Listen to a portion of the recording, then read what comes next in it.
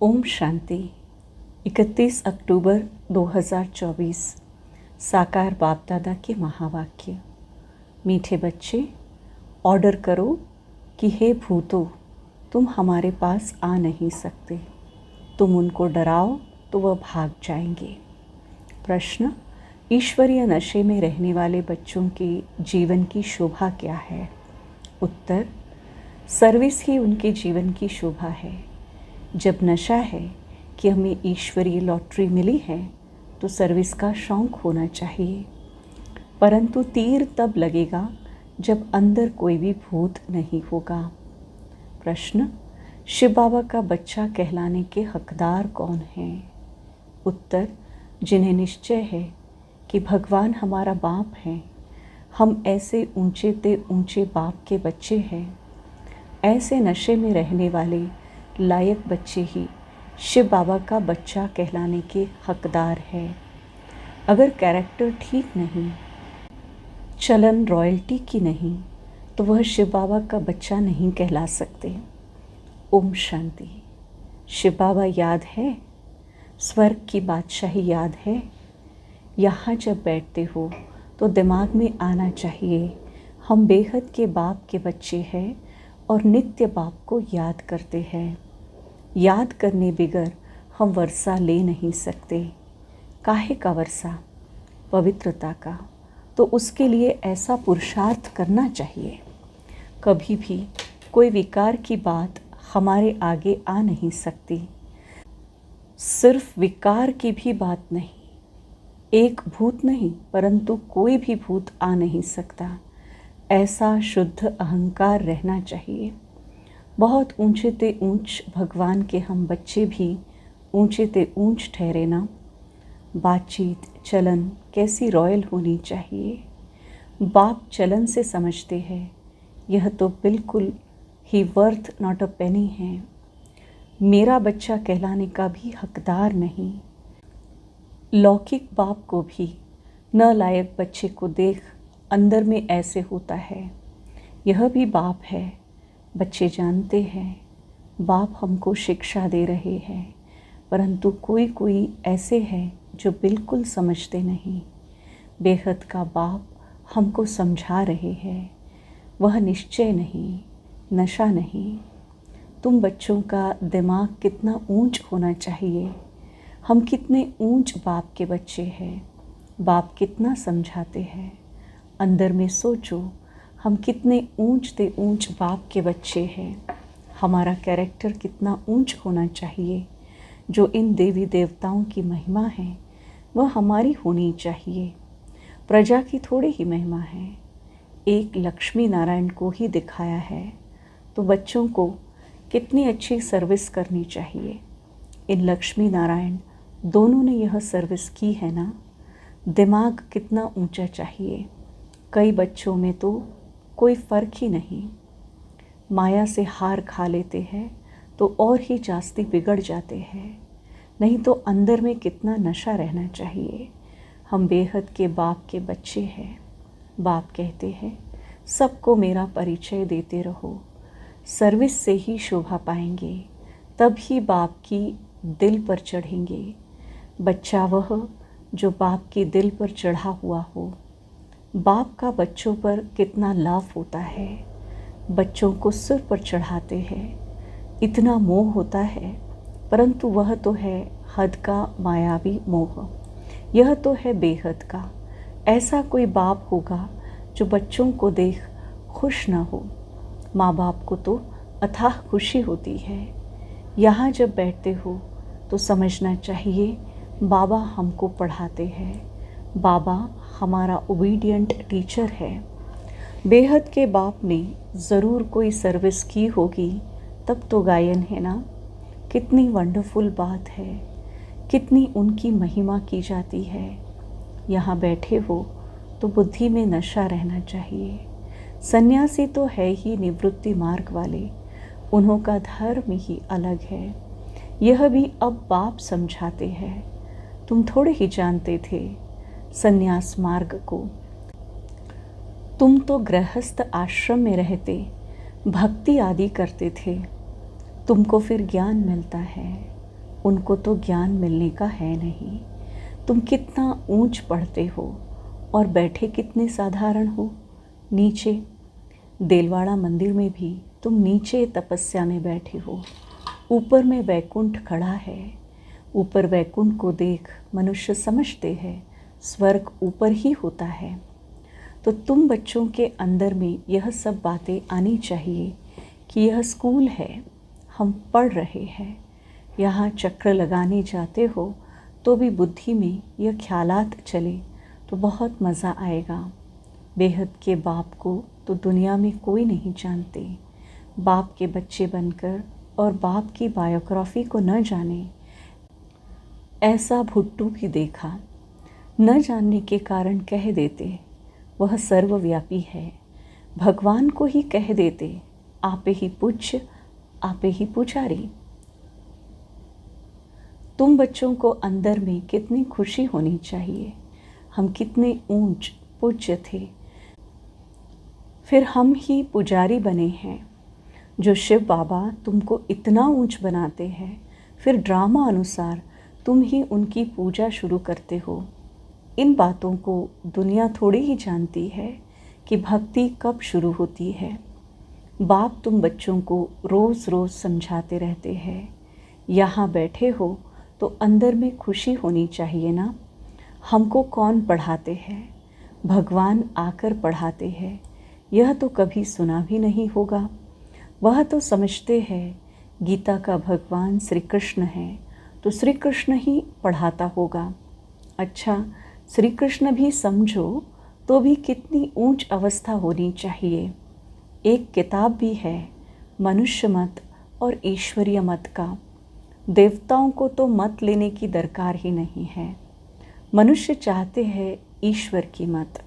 देवताओं को तो मत अगले जन्म में मिली थी जिससे ऊंच पद पाया। अभी तुम बच्चों को श्रीमत मिल रही है श्रेष्ठ बनने के लिए। ईश्वरीय मत और मनुष्य मत में कितना फ़र्क है। मनुष्य मत क्या कहती है, ईश्वरीय मत क्या कहती है, तो ज़रूर ईश्वरीय मत पर चलना पड़े। कोई से मिलने जाते हैं तो कुछ भी ले नहीं जाते, याद नहीं रहता किसको क्या सौगात देनी चाहिए। यह मनुष्य मत और ईश्वरीय मत का कॉन्ट्रास्ट बहुत ज़रूरी है। तुम मनुष्य थे तो आसुरी मत थी और अभी ईश्वरीय मत मिलती है। उनमें कितना फ़र्क है। यह शास्त्र आदि सब मनुष्यों के ही बनाए हुए हैं। बाप कोई शास्त्र पढ़कर आते हैं क्या? बाप कहते हैं मैं कोई बाप का बच्चा हूँ क्या? मैं कोई गुरु का शिष्य हूँ क्या जिससे सीखा हूँ? तो यह भी सब बातें समझानी चाहिए। भल यह जानते हैं कि बंदर बुद्धि है, परंतु मंदिर लायक बनने वाले भी हैं ना। ऐसे बहुत मनुष्य मत पर चलते रहते हैं, फिर तुम सुनाते हो कि हम ईश्वरीय मत पर क्या बनते हैं। वह हमको पढ़ाते हैं। भगवान उवाच, हम उनसे पढ़ने जाते हैं। हम रोज़ 1 घंटा पौना घंटा जाते हैं। क्लास में जास्ती टाइम भी लेना नहीं चाहिए। याद की यात्रा तो चलते फिरते हो सकती है। ज्ञान और योग दोनों ही बहुत सहज है। अलफ का है ही एक अक्षर। भक्ति मार्ग के तो ढेर शास्त्र है। इकट्ठा करो तो सारा घर शास्त्रों से भर जाए। कितना इन पर खर्चा हुआ होगा। अब बाप तो बहुत सहज बताते हैं, सिर्फ बाप को याद करो। तो बाप का वर्षा है ही स्वर्ग की बादशाही। तुम विश्व के मालिक थे ना, भारत हेवन था ना, क्या तुम भूल गए हो? यह भी ड्रामा की भावी कहा जाता है। अब बाप आया हुआ है, हर 5000 वर्ष बाद आते हैं पढ़ाने। बेहद के बाप का वर्षा ज़रूर स्वर्ग नई दुनिया का होगा ना। यह तो बिल्कुल सिंपल बात है। लाखों वर्ष कह देने से बुद्धि को जैसे ताला लग गया है, ताला खुलता ही नहीं। ऐसा ताला लगा हुआ है जो इतनी सहज बात भी समझते नहीं हैं। बाप समझाते हैं एक ही बात बस है, जास्ती कुछ भी पढ़ाना नहीं चाहिए। यहाँ तुम 1 सेकंड में किसको भी स्वर्गवासी बना सकते हो, परंतु यह स्कूल है, इसलिए तुम्हारी पढ़ाई चलती रहती है। ज्ञान सागर बाप तुम्हें ज्ञान तो इतना देते हैं जो सागर को स्याही बनाओ, सारा जंगल कलम बनाओ तो भी अंत नहीं हो सकता। ज्ञान को धारण करते कितना समय हुआ, भक्ति को तो आधा कल्प हुआ है। ज्ञान तो तुमको एक ही जन्म में मिलता है। बाप तुमको पढ़ा रहे हैं नई दुनिया के लिए। उस जिस्मानी स्कूल में तो तुम कितना समय पढ़ते हो, 5 वर्ष से लेकर 20-22 वर्ष तक पढ़ते रहते हो। कमाई थोड़ी और खर्चा बहुत करेंगे तो घाटा पड़ जाएगा ना। बाप कितना सॉल्वेंट बनाते हैं, फिर इंसॉल्वेंट बन जाते हैं। अभी भारत का हाल देखो क्या है। फलक से समझाना चाहिए, माताओं को खड़ा होना चाहिए। तुम्हारा ही गायन है वंदे मातरम। धरती को वंदे मातरम नहीं कहा जाता है, वंदे मातरम मनुष्य को किया जाता है। बच्चे जो बंधन मुक्त है वही यह सर्विस करते हैं। वह भी जैसे कल्प पहले बंधन मुक्त हुए थे वैसे होते रहते हैं। अबलाओं पर कितने अत्याचार होते हैं। जानते हैं हमको बाप मिला है तो समझते हैं बस अब तो बाप की सर्विस करनी है। बंधन है ऐसे कहने वाले रीढ़ बकरियां है। गवर्नमेंट कभी कह न सके कि तुम ईश्वरीय सर्विस ना करो। बात करने की हिम्मत चाहिए ना। जिसमें ज्ञान है वह तो इतने में सहज बंधन मुक्त हो सकते हैं। जज को भी समझा सकते हो हम रूहानी सेवा करना चाहते हैं। रूहानी बाप हमको पढ़ा रहे हैं। क्रिश्चियन लोग फिर भी कहते हैं लिबरेट करो, गाइड बनो। भारतवासियों से फिर भी उन्हों को समझ अच्छी है। तुम बच्चों में जो अच्छे समझदार है उनको सर्विस का बहुत शौक़ रहता है। समझते हैं ईश्वरीय सर्विस से बहुत लॉटरी मिलनी है। कई तो लॉटरी आदि को समझते ही नहीं। वहाँ भी जाकर दास दासियाँ बनेंगे। दिल में समझते हैं अच्छा दासी ही सही, चंडाल ही सही, स्वर्ग में तो होंगे ना। उन्हों की चलन भी ऐसी देखने में आती है। तुम समझते हो बेहद का बाप हमको समझा रहे हैं। यह दादा भी समझाते हैं। बाप इन द्वारा बच्चों को पढ़ा रहे हैं। कोई तो इतना भी समझते नहीं। यहाँ से बाहर निकले खलास, यहाँ पर बैठे तो जैसे कुछ समझते नहीं। बुद्धि बाहर भटकती धक्का खाती रहती है। एक भी भूत निकलता नहीं है। पढ़ाने वाला कौन और बनते क्या है। साहूकार के भी दास दासियाँ बनेंगे ना। अभी भी साहूकारों के पास कितने नौकर चाकर रहते हैं। सर्विस पर तो एकदम उड़ना चाहिए। तुम बच्चे शांति स्थापन अर्थ निमित्त बने हो। विश्व में सुख शांति स्थापन कर रहे हो। प्रैक्टिकल में तुम जानते हो हम श्रीमत पर स्थापन कर रहे हैं। इसमें अशांति कोई होनी नहीं चाहिए। बाबा ने यहाँ भी बहुत ऐसे अच्छे अच्छे घर देखे हुए हैं। एक घर में 6-7 बहुएं इकट्ठी इतना प्यार से रहती हैं, बिल्कुल शांति लगी रहती हैं। बोलते थे हमारे पास तो स्वर्ग लगा पड़ा है, कोई खिटखिट की बात नहीं, सब आज्ञाकारी है। उस समय बाबा को भी सन्यासी ख्यालात थे, दुनिया से वैराग रहता था। अभी तो यह है बेहद का वैराग्य, कुछ भी याद न रहे।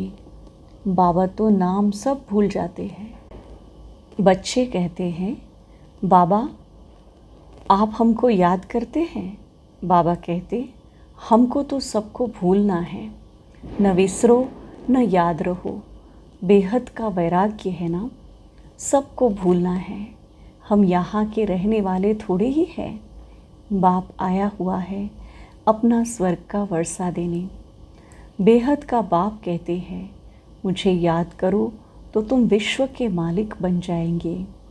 यह बैज बहुत अच्छा है समझाने के लिए। कोई मांगे तो बोलो समझ कर लो। इस बैज को समझने से तुमको विश्व की बादशाही मिल सकती है। शिव बाबा इस ब्रह्मा द्वारा डायरेक्शन देते हैं। मुझे याद करो तो तुम यह बनेंगे। गीता वाले जो है वह अच्छी रीति समझ लेंगे, जो देवता धर्म के होंगे। कोई कोई प्रश्न पूछते हैं, देवताएं गिरते क्यों हैं? अरे यह चक्र फिरता रहता है। पुनर्जन्म लेते लेते नीचे तो उतरेंगे ना। चक्र तो फिरना ही है। हर एक के दिल में यह आता ज़रूर है। हम सर्विस क्यों नहीं कर सकते हैं? ज़रूर मेरे में कोई खामी है। माया के भूतों ने नाक से पकड़ा हुआ है। अब तुम बच्चे समझते हो हमको अब घर जाना है, फिर नई दुनिया में आकर राज्य करेंगे। तुम मुसाफिर हो ना, दूर देश से यहाँ आकर पाठ बजाते हो। अभी तुम्हारी बुद्धि में है हमको अमरलोक जाना है, यह मृत्युलोक खलास हो जाना है। बाप समझाते तो बहुत है, अच्छी रीति धारण करना है, इसको फिर उगारते रहना चाहिए। यह भी बाप ने समझाया है, कर्म भोग की बीमारी उथल खाएगी, माया सताएगी, परंतु मूंझना नहीं चाहिए। थोड़ा कुछ होता है तो हैरान हो जाते हैं। बीमारी में मनुष्य और भी भगवान को जास्ती याद करते हैं। बंगाल में जब कोई बहुत बीमार होता है तो उनको कहते हैं राम बोलो, राम बोलो। देखते हैं अब मरने पर है तो गंगा पर ले जाकर हरि बोल करते हैं। फिर उनको ले आकर जलाने की क्या दरकार है? गंगा में अंदर डाल दो ना, कचमच आदि का शिकार हो जाएगा, काम में आ जाएगा। पारसी लोग रख देते हैं तो वह हड्डियाँ भी काम में आती हैं। बाप कहते हैं तुम और सब बातें भूल मुझे याद करो। अच्छा, मीठे मीठे सिकिलधे बच्चों प्रति माता पिता बाप दादा का याद प्यार और गुड मॉर्निंग। रूहानी बाप की रूहानी बच्चों को नमस्ते। धारणा के लिए मुख्य सार, बंधन मुक्त बनकर भारत की सच्ची सेवा करनी है। फलक से समझाना है कि हमें रूहानी बाप पढ़ा रहे हैं, हम रूहानी सेवा पर है। ईश्वरीय सेवा की उछल आती रहे। दूसरी पॉइंट, कर्म भोग की बीमारी व माया के तूफानों में मूंझना व हैरान नहीं होना है। बाप ने जो ज्ञान दिया है उसे उगारते बाप की याद में हर्षित रहना है। वरदान, निराकार और साकार दोनों रूपों के यादगार को विधिपूर्वक मनाने वाले श्रेष्ठ आत्मा भव। दीपमाला अविनाशी अनेक जगे हुए दीपकों का यादगार है। आप चमकती हुई आत्माएं दीपक की लौ मिसल दिखाई देती हो, इसलिए चमकती हुई आत्माएं दिव्य ज्योति का यादगार स्थूल दीपक की ज्योति में दिखाया है। तो एक तरफ निराकारी आत्मा के रूप का यादगार है, दूसरी तरफ आपके ही भविष्य साकार दिव्य स्वरूप लक्ष्मी के रूप में यादगार है। यही दीपमाला देव पद प्राप्त करती है। तो आप श्रेष्ठ आत्माएं अपना यादगार स्वयं ही बना रहे हो। स्लोगन, नेगेटिव को पॉजिटिव में चेंज करने के लिए अपनी भावनाओं को शुभ और बेहद की बनाओ। ओम शांति।